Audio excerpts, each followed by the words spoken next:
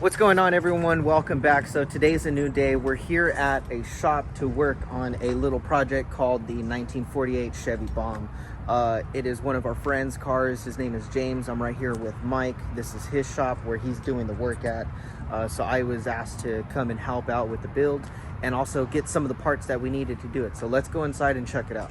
So here we go. Already has a Mustang 2 front end. Mike's already done the top bag bracket. It's got an LS motor in it. Let's come around to the rear.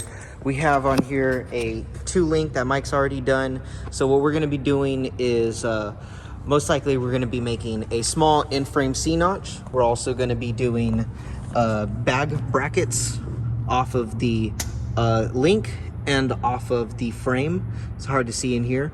There's going to be a D plate coming down with the bag in between.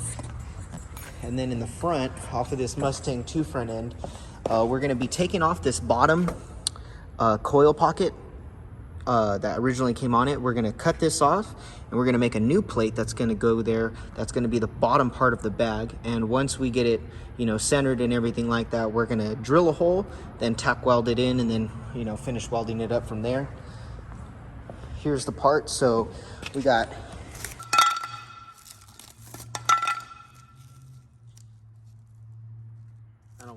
anyways, that's D plate and gussets.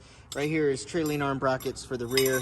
Here's the front bag cups, and this is the shock tabs for the front and shock tabs for the rear. Later on in life, that's what those are going to be used for. As you can see on this, this right here has a bolt going through the center. Now that's obviously for a different style setup, but we're going to be getting rid of all that. So stay tuned.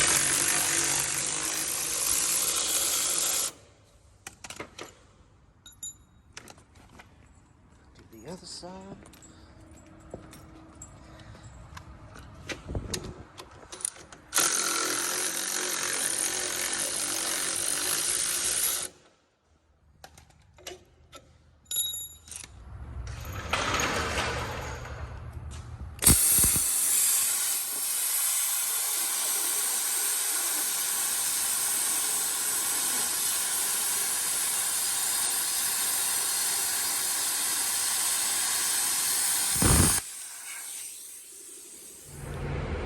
All right, so a quick update. So we've plasmaed out the bottom, as you saw in the video before. So now what we did is we need to make a bottom plate for the bottom of the bag to have an area to sit, right? So the concept is we're gonna use this cardboard, and this is gonna be welded onto the actual metal. But we're using the cardboard as a template to check to see, how big of a plate do we need, and where is it going to sit and stuff like that. So before we actually cut the metal, which we're going to do over there, we're going to go ahead and mock up the bag up here with the bracket and test fitment and go from there, because we don't want to put the bag too far that way and then too far this way. So we kind of want to make it centered. All right, so we got 3/16 plate. I just took my template and reversed it twice so we can make one for the left, one for the right. Toss that right there. All right, so we got the bottom bracket on, tack welded, and we have the bottom bracket for the bag tack welded. We got some lines made to where we need a trim behind the bag so it doesn't touch on the frame. There it is on that side. And that's with the setup all the way aired out, so it's tucked up all the way inside. Here we have the bottom plate, tack welded on right now. So next we're about to get this plate and measure with another bag to see where is going to be the best place for it to sit. And then once we're done with that, we're going to cut out, of course, the bottom area on the bottom for the bolts to go through, and then tack weld that on and then go from there. So we just plasmaed out a small part of the frame to where the bag doesn't rub against on the inside. Alrighty, you guys, so just a quick little update. We've already done the front. We're working on the rear right now. The car's not anywhere near being done because welding needs to go down on in here, same thing in here. But as for getting the bottom plate done and, you know, beveling out the inside of the frame right there to where the bag doesn't rub. That's something that's very important. A lot of people ask this question: how often do you blow a bag? Well, you only really blow a bag if it's designed and engineered and fabricated incorrectly to where the bag will rub on metal. So that's what we're trying to avoid, is having any part of the rubber touch any type of metal. So just a note. So let's get back into it and continue, because we're starting a really important part, is getting the, let me show you guys. We're gonna get the back 2-link. We're gonna take the 2-link and move it in more. And Mike right now is grinding some debris on there.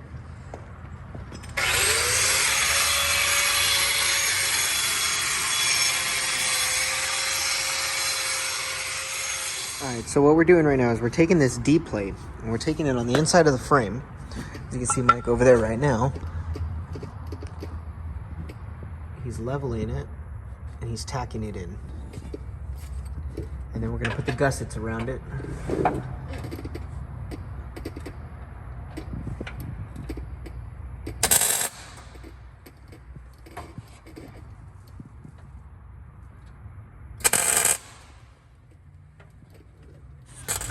Alrighty guys, so here's a close-up of what that D plate looks like. So there it is right there. So there's gonna be another gusset coming this way. That's just right here for mock-up. So we could get this part of the 2-link centered and have the bag sit on here, just like that. And there's enough room for the bolts to come in and the fitting with the airline to come in.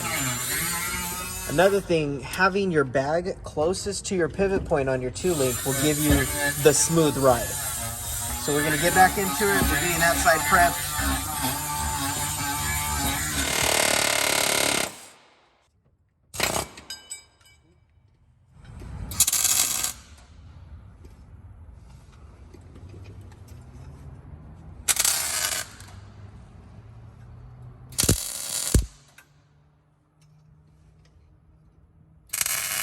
Okay, so this is an update, and we just talked to the car owner about it. And so originally he had purchased this right here. So this kit, what you're looking at, is what's called a triangulated 4-link.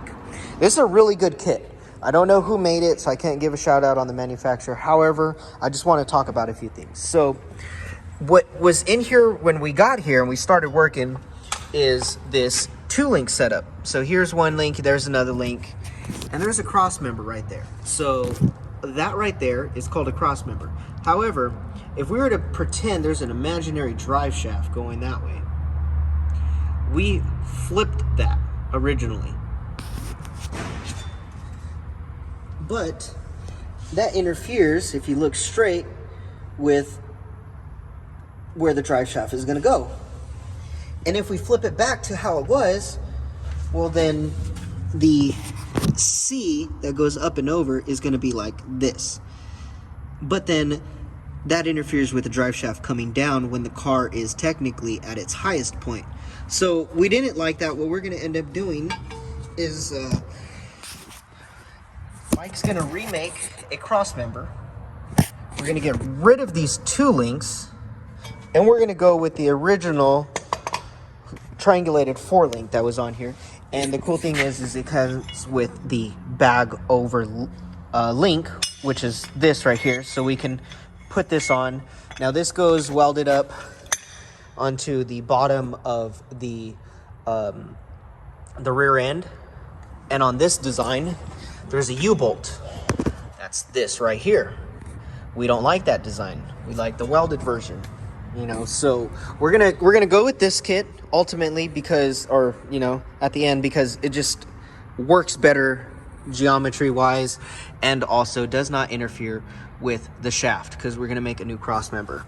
So that's pretty much it for this episode 1 version of the 48 build. We're gonna come back and in possibly a week or so and get started on again. Mike has other things that he needs to work on.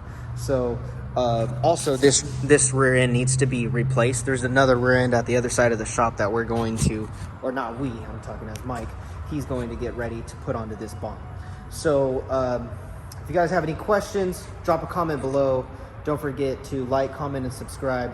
And stay tuned for the next video, and we'll go from there.